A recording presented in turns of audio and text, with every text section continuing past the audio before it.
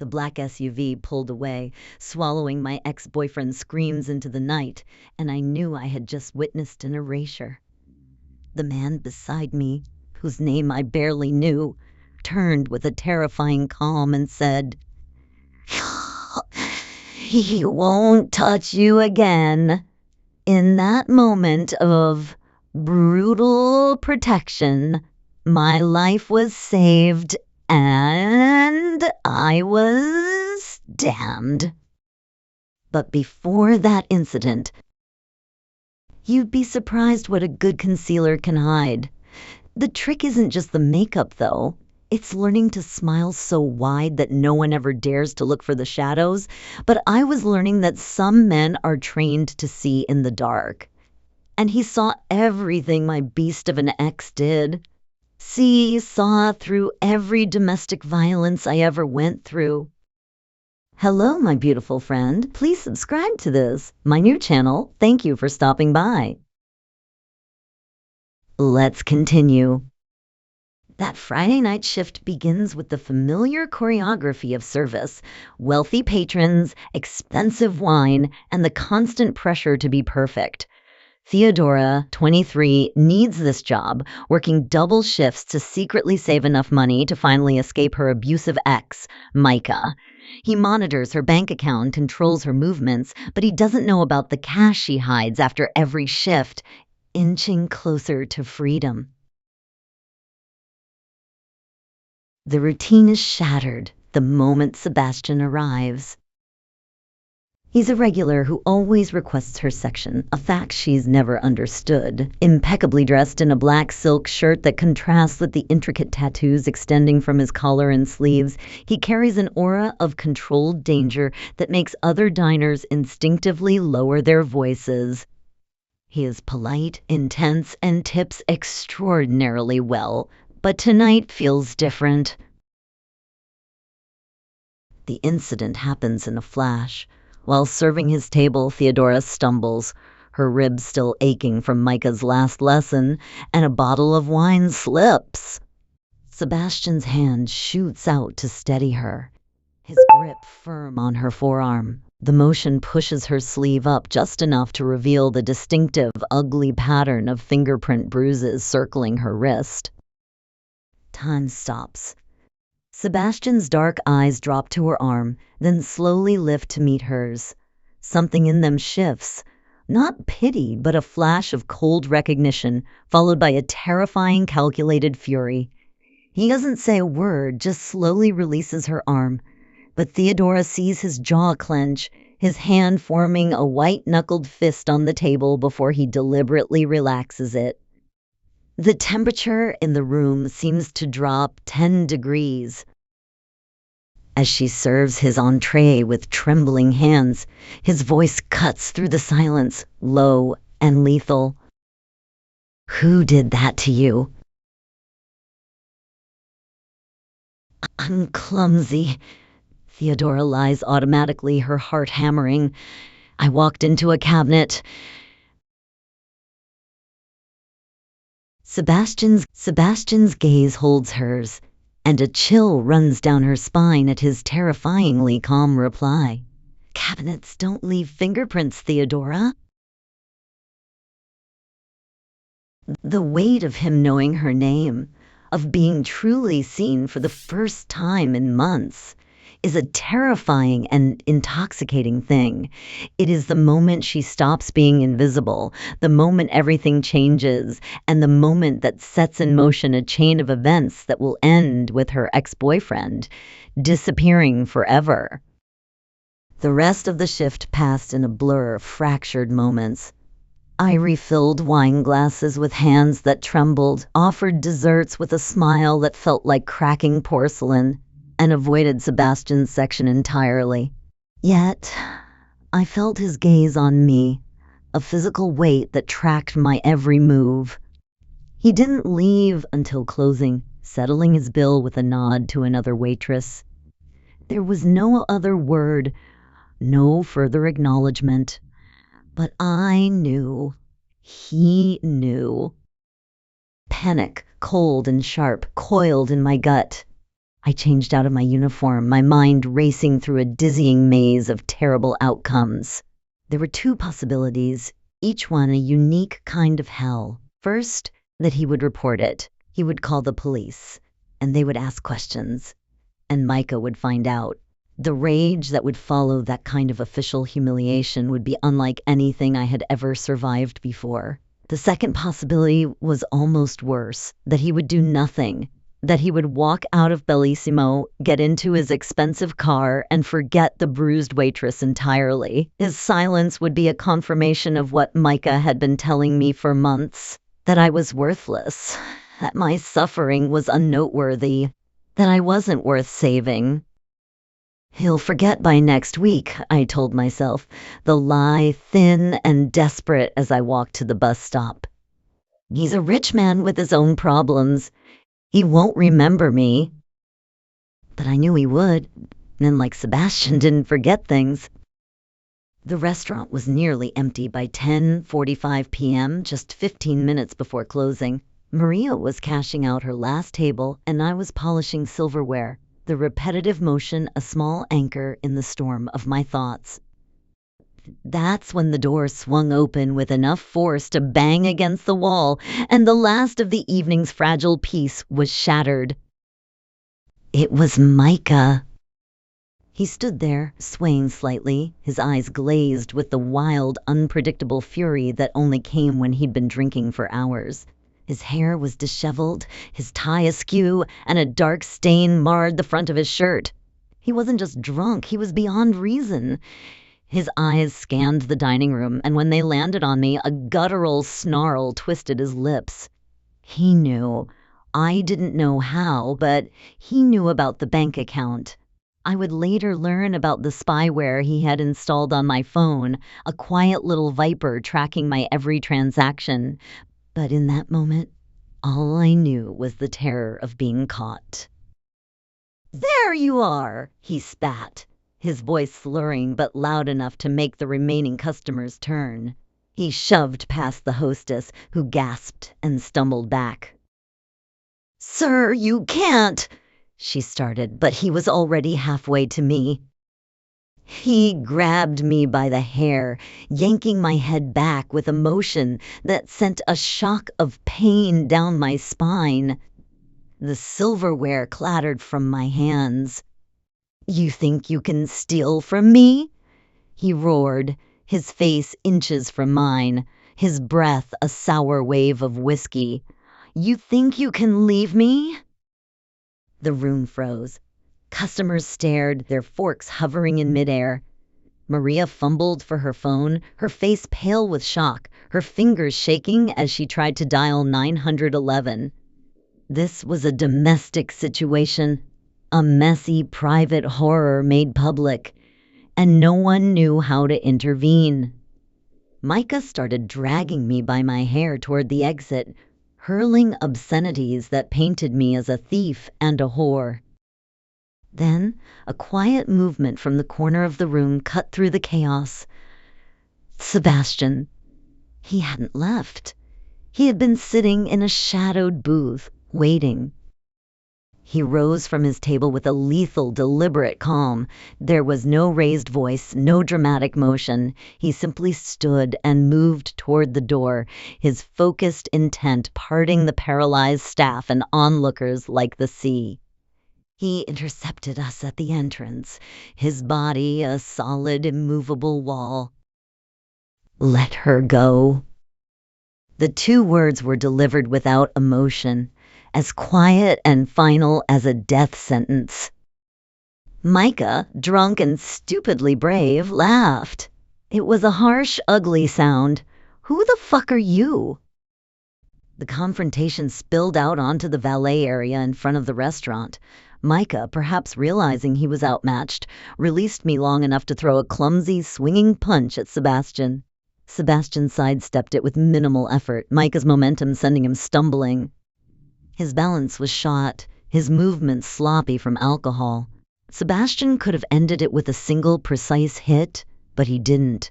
He stood perfectly still, his hands at his sides, watching, waiting. And then Micah made his fatal mistake. He turned his rage back on me. He grabbed me again, his hands closing around my throat, squeezing.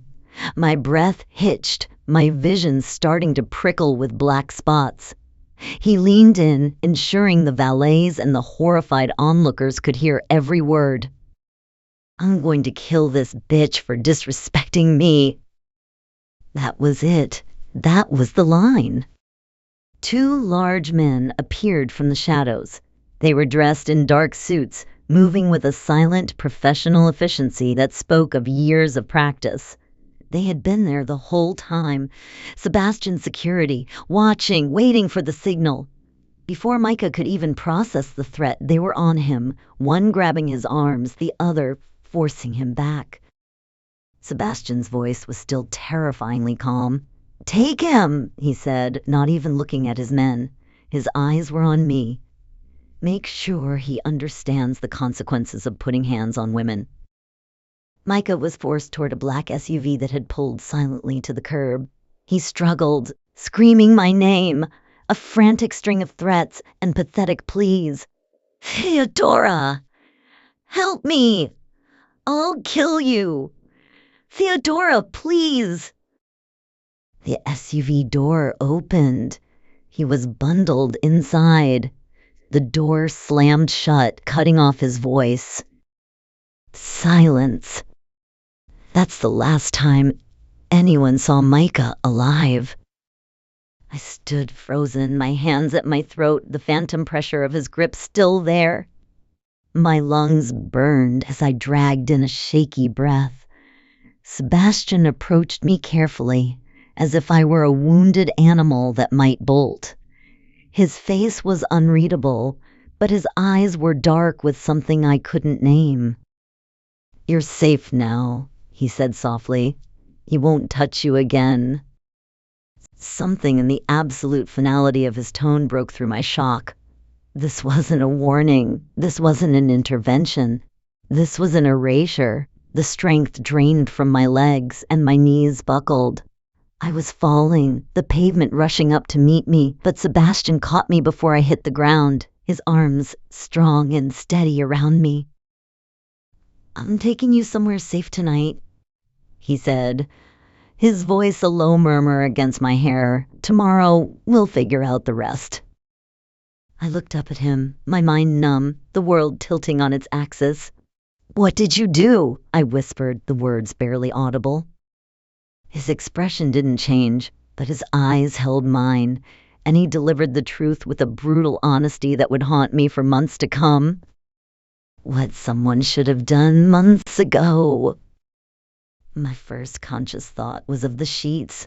They were impossibly soft, cool, and heavy against my skin, with a thread count higher than my entire secret savings account.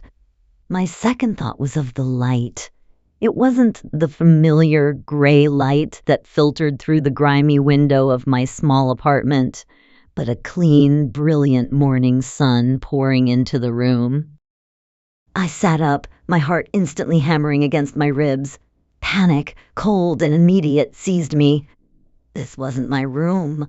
The bed was a vast, king-sized island in a sea of muted gray and charcoal. To my left, floor-to-ceiling windows framed a breathtaking panorama of the city skyline, the skyscrapers looking like toys from this height. The decor was minimalist and expensive, screaming a kind of wealth I'd only ever served in restaurants.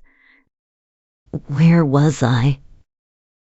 The last thing I remembered was the cold silence after the SUV's doors closed. Sebastian's arms catching me, his voice a low murmur against my hair, and then nothing. I looked down at myself. I was still wearing my work clothes from the night before, wrinkled and smelling faintly of Bellissimo's kitchen.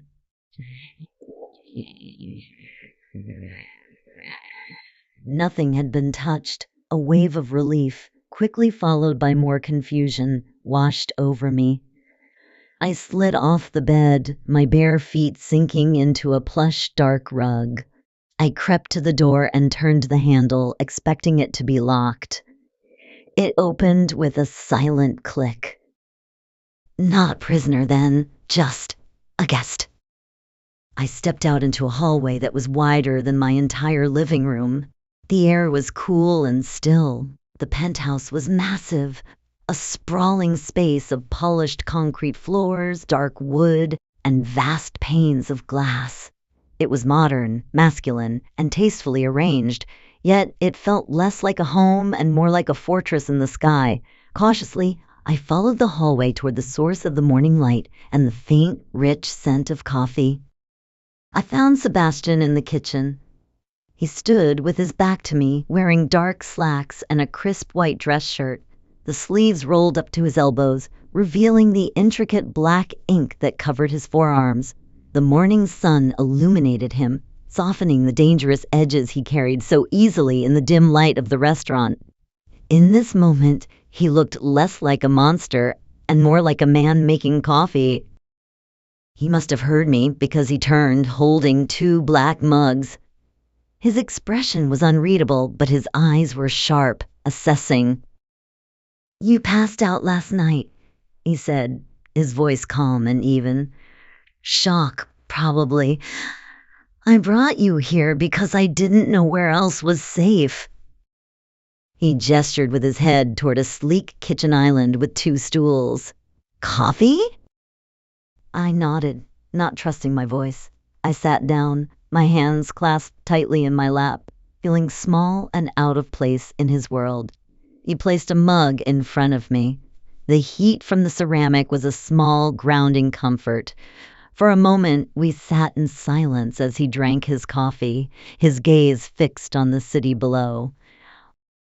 "I own several businesses," he began, as if we were discussing the weather. "Import-export, commercial real estate. I own Bellissimo and 2 other restaurants." He paused, taking a sip. "I also have some less legitimate operations. It means I have resources. The resources to make sure you're protected." He finally turned his eyes to me.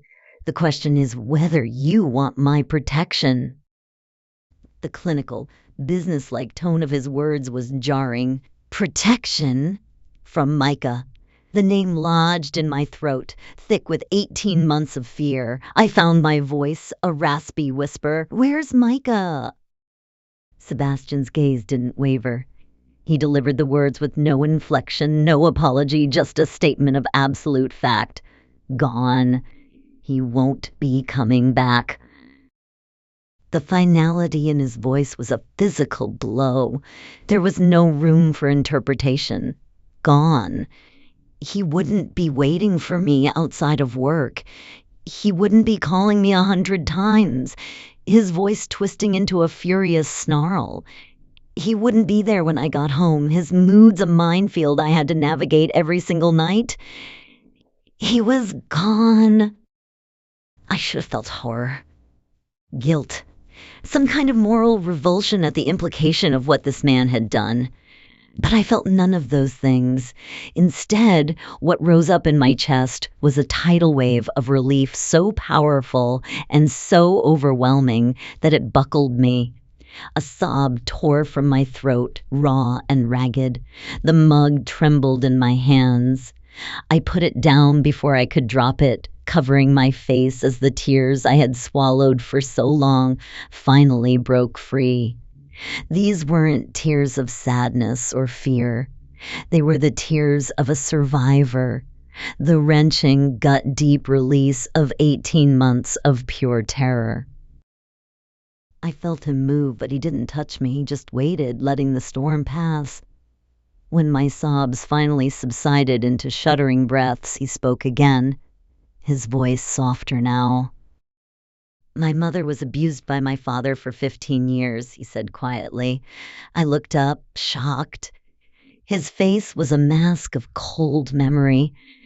I was too young to stop it, until I wasn't. When I was 17, I came home to find him beating her so badly she couldn't stand. I put him in the hospital." He looked out the window again. "He survived, but died 6 months later from unrelated causes. My mother, though, her injuries never really healed. She died 3 years ago from complications related to a traumatic brain injury she sustained during years of his abuse." He turned back to me, his dark eyes burning with a conviction that chilled me to the bone. "I swore that no woman would ever suffer that fate if I had the power to prevent it," he said. "Last night, I had the power." The confession hung in the air between us. Not an apology, but an explanation. A reason. Before I could process it, his tone hardened again, pulling us back to the present. "What I did was illegal. I'm not a good man, Theodora," he said, his voice brutally honest. "I've built an empire on violence and control, but I draw lines. Hurting women is one of them. You need to understand that being associated with me comes with risks. I have enemies, rival organizations, the police. They will see you as a vulnerability, a weakness. You would become a part of a world you never asked to be in." He leaned forward, pinning me with his gaze. "So I'm giving you a choice. 2 options." He held up a finger. "1, I can arrange for you to disappear. A new identity, a new city, enough money to start over comfortably. You would be safe and you would be free, but you would never see me again." He held up a second finger. 2, you can stay here, under my protection. I will keep you safe, but it means accepting the complications of my world." The choice stunned me to silence. He was offering me an out, a clean slate, the very thing I had been desperately saving for. But he was also offering me himself, protection that came with a price I couldn't yet calculate.